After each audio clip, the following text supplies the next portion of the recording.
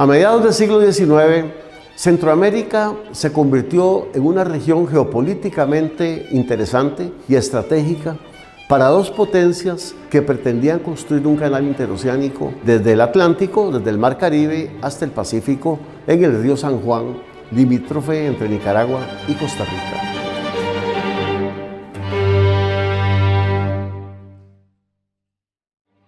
La primera potencia era Inglaterra.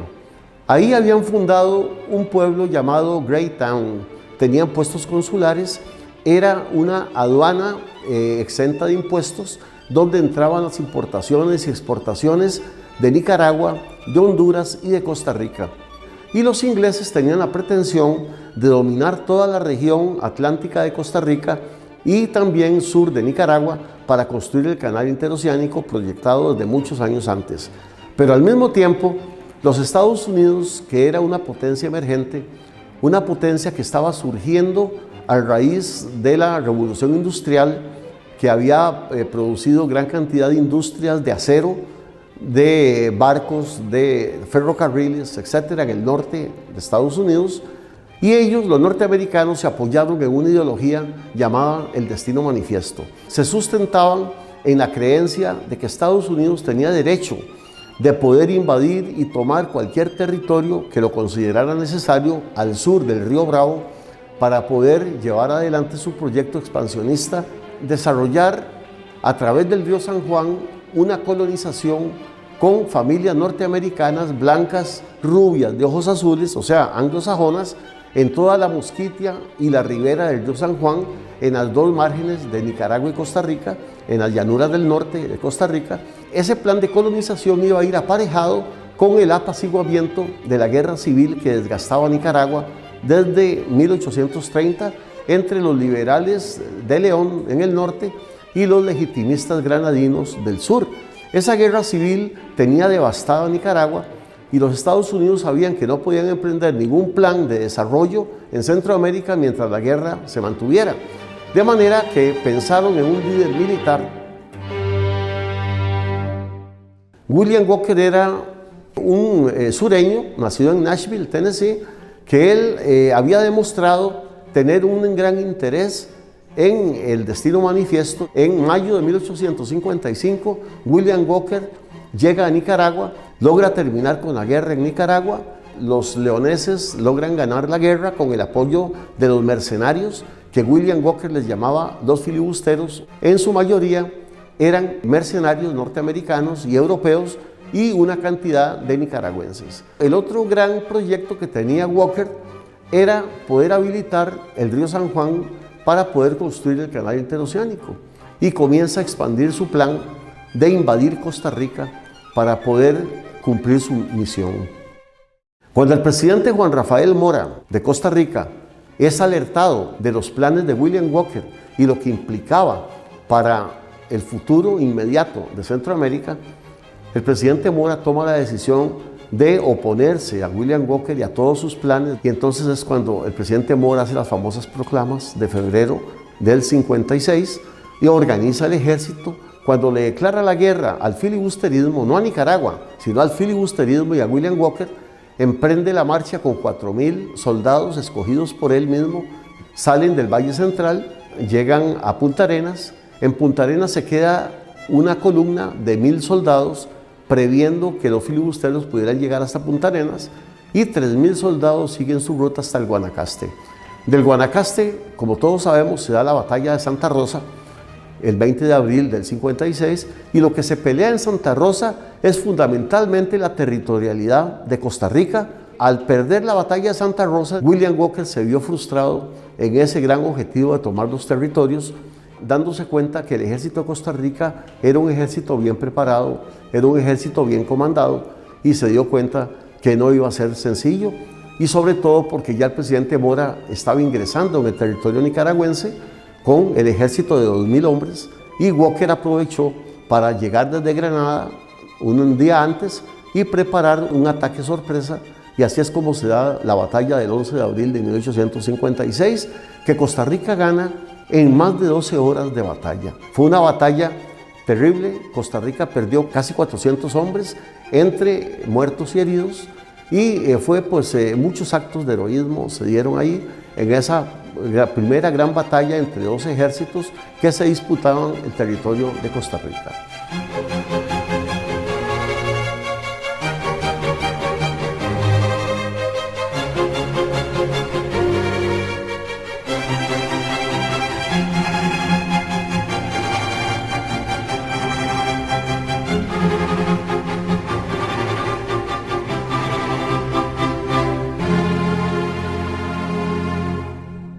Cuando el presidente Mora se ve obligado a regresar con el ejército debido a la epidemia del cólera que fue promovida por el agua contaminada que tomaban los soldados en las fuentes de agua en Nicaragua,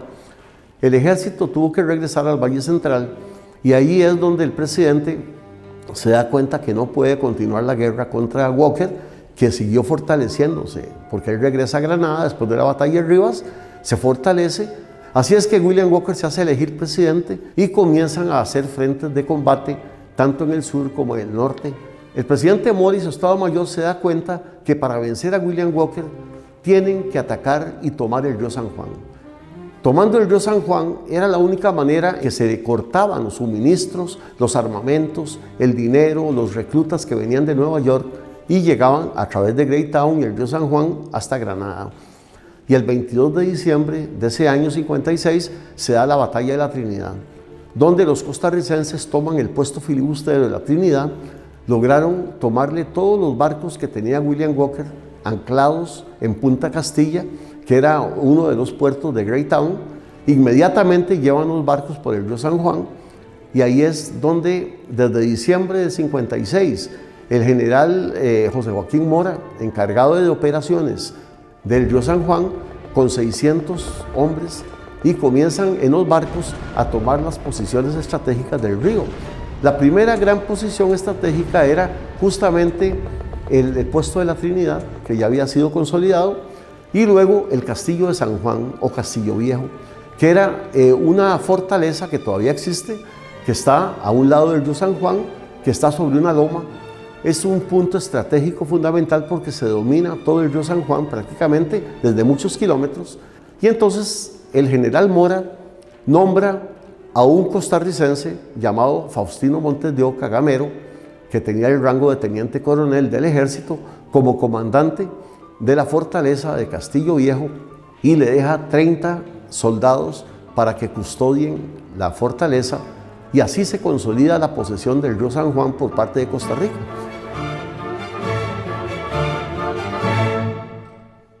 El 29 de julio de 1810 nace mi tatarabuelo Faustino Montes de Oca Gamero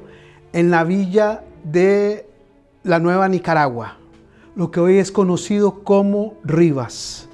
Decide venirse a San José ya definitivamente por problemas políticos de Nicaragua y pues deciden establecerse en San José. Un gran personaje en la sociedad costarricense, siendo de la junta directiva de la Universidad de Santo Tomás, también primer alcalde de San José y también jefe de correos de Costa Rica. Su valentía, su tenacidad, su inteligencia, toda su personalidad es de gran motivación en el caso personal mío y quiero hacerlo participativo a todos ustedes. De manera que a nivel familiar, Faustino Montes de Oca desde un principio demostró tener una gran voluntad de trabajo, una gran capacidad de trabajo. Era un hombre muy bueno para la ingeniería, o sea, tenía una gran capacidad para las matemáticas y por tanto le era muy fácil construir. Inmediatamente el gobierno lo contrata para hacer diferentes calzadas, diferentes calles, incluyendo puentes y otro tipo de construcciones que el gobierno tenía y no había gente capacitada. Y al momento en que comienza la guerra contra los filibusteros, pues sin pensarlo dos veces, don Faustino se pone a las órdenes del presidente Mora. El presidente Mora lo toma muy en cuenta, se entrena militarmente. Hace una gran amistad con el presidente Juanito Mora. Una de sus hermanas se casa con José Joaquín Mora Porras. Don Faustino Montes de Oca también tiene hijos con una hermana del presidente Juanito Mora. Los une una gran amistad y obviamente un gran lazo familiar. Don Faustino se desempeña como un gran valor de ingeniero militar en el trayecto de las tropas de Costa Rica en la primera campaña y, como vemos, también como comandante del Castillo de San Juan en la segunda campaña. Claro, William Walker no se queda tranquilo y entonces, a través de las selvas y evadiendo el río San Juan, tomado por Costa Rica, logra llegar hasta Greytown, en San Juan del Norte, y organiza una tropa filibustera que acababa de llegar de los Estados Unidos, una tropa de mercenaria, a cargo de un coronel llamado Titus. Logran llegar hasta la Trinidad y tienen tanta fuerza militar que logran desplazar a los costarricenses de la Trinidad, y el siguiente punto a tomar era justamente el Castillo de San Juan. Entonces Titus llega al Castillo de San Juan con 400 filibusteros y durante 3 días asedian el castillo desde todos los puntos, y por dentro el teniente coronel don Faustino Montes de Oca planifica una estrategia. Como solo 30 soldados tenían, entonces colocan un montón de rifles que se encontraron en las bodegas como si fueran en posición de disparo en las aspilleras o en las posiciones del castillo, como si hubieran soldados, y eran solo 30, y ponen alrededor de 60 rifles, y entonces los filibusteros no se atreven a subir la loma porque creen que los van a matar, porque los fusiles les apuntaban. Y entonces durante 2 días estuvo ese asedio. Montes de Oca decide bajar la loma con bandera blanca y le dice a Titus que bueno, que él se da cuenta que la fuerza filibustera es muy grande, que ellos van a rendir el castillo, o sea que no pueden sostenerlo, pero que tengan en cuenta que van a morir muchos filibusteros porque hay muchos soldados adentro, que le dé 2 días de plazo para pedirle permiso al general Mora, que está en el fuerte de San Carlos, para decirle que iban a rendir el castillo viejo. Y Titus cae en la trampa y les dice que sí, que les va a dar 2 días de plazo. Y Montes de Oca mandan un bote con 2 soldados pidiendo refuerzos, no pidiendo rendirse, sino pidiéndole refuerzos a general Mora. Al tercer día de batalla llegan los refuerzos por el lado atrás del castillo y atacan a los filibusteros por la espalda, matan a un montón de filibusteros. Unos se ahogaron, se tiraban al río, otros trataban de guindarse de alguna parte de los barcos, y entonces fue un desastre para los filibusteros. Montes de Oca Gamero y George Cauty lograron mantener a punta de estrategia, de valentía, a 400 enemigos, dando tiempo a que les llegaran los refuerzos. El castillo de San Juan nunca cayó en manos de los filibusteros. Don Faustino para mí es un hombre de gran inspiración, un modelo a seguir en la vida cotidiana, un hombre que enseñó a luchar por sus principios, por sus libertades,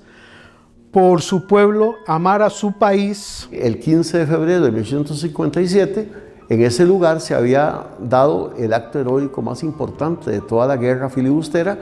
y había sido la defensa del Castillo de San Juan por parte de los valientes héroes. Mientras tanto, William Walker se da por vencido en Granada, y entonces el capitán Davis saca sano y salvo a William Walker por órdenes superiores del presidente de Estados Unidos, porque William Walker estaba cumpliendo órdenes de un proyecto del gobierno de Estados Unidos. El presidente Mora condecora a los oficiales y soldados más distinguidos,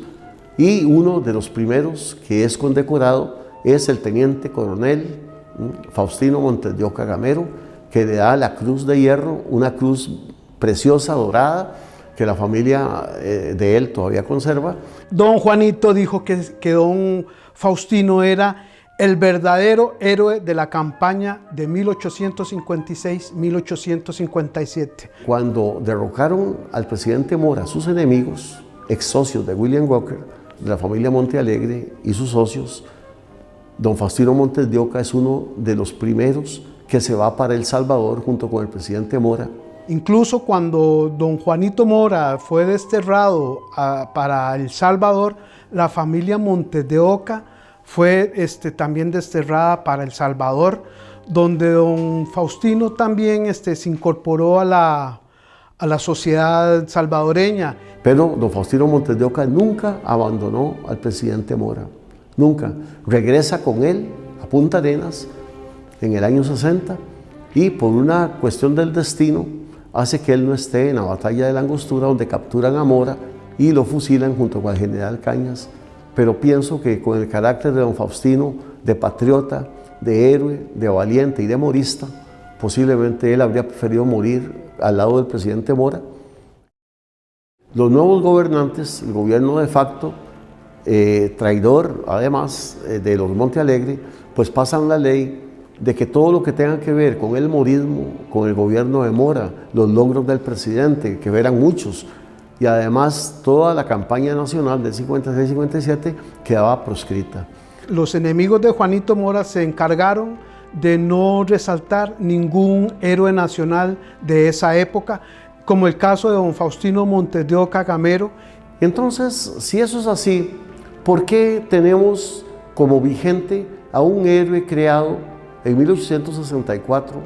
por los Montealegre, Juan Santamaría, un héroe oscuro que está rodeado de todo tipo de preguntas y no hay respuestas, un soldado que solo participó en una quema parcial de un edificio y la batalla no se terminó, la guerra no se terminó, mientras que don Faustino Montes de Oca Gamero es un héroe concreto y además que hizo un acto heroico de primer nivel, salvando una posición estratégica vital en un momento vital para las fuerzas costarricenses en el río San Juan. Dicen que Juan Santamaría salvó a Costa Rica porque quemó el mesón y ahí se terminó la batalla, se terminó la guerra y William Walker salió huyendo y nunca más se volvió a ver. Eso es una absoluta y total mentira. El mito oficial, lo llamo yo, porque no contemplan la historia de contextos ni de coyunturas, solo los hechos. Don Faustino Montes de Oca Gamero es, por derecho propio, uno de los héroes más representativos que tiene Costa Rica en cuanto a nuestra guerra patria de 1856-57. Como tal, debería tener una representatividad absolutamente vigente y siendo expuesto su retrato y su biografía, no solo en muchos libros y en muchos materiales de nuestro sistema educativo, sino también en muchos edificios públicos, así como está el presidente Mora, y también en el lugar donde estamos, el Museo Juan Santamaría de Alajuela, donde no hay ni un solo retrato de él, y eso es inconcebible. Un héroe nacional que debemos ponerlo en las páginas de la historia de este país, y no solamente de este país, en las páginas de la historia de Centroamérica, porque gracias a héroes como don Faustino Montes de Oca, hoy disfrutamos de la libertad y la democracia de la cual ostentamos. Es un héroe que salvó a Costa Rica, salvó a Centroamérica con su acto heroico de proteger el castillo de San Juan en una batalla que el mismo presidente Mora designó como la principal batalla de toda esa guerra que duró año y medio y que costó la vida a más de 1.200 soldados costarricenses.